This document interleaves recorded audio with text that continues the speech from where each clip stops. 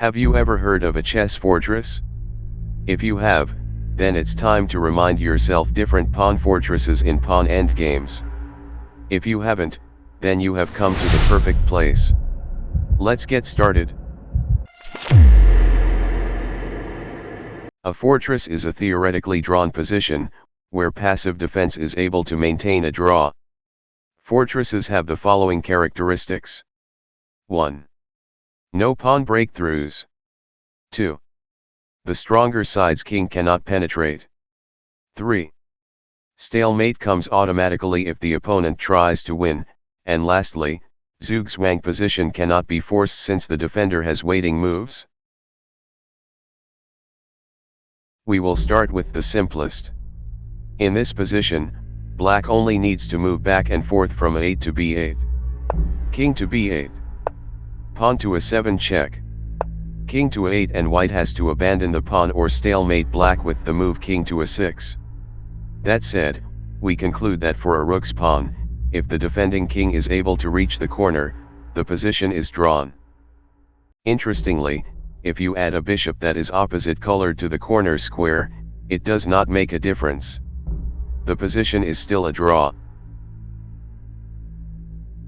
However, if the bishop is the same color as the corner square, it is losing for black since this fortress needs the king accessing the corner square.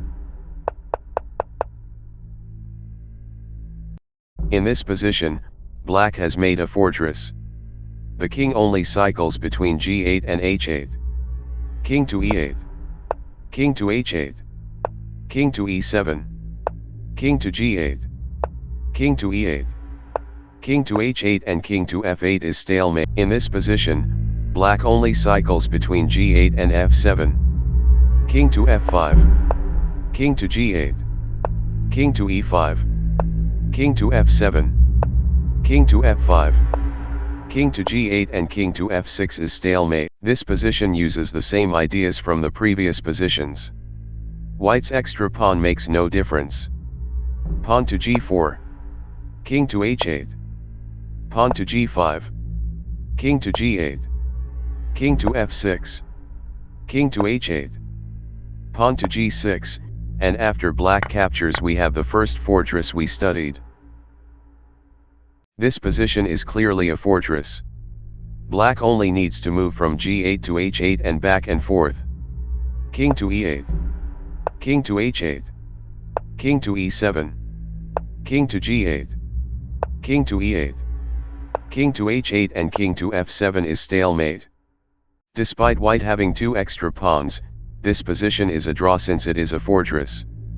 King to h8. Pawn to h6. King to g8. Pawn to h7 check is met with king to h8, where black is in stalemate.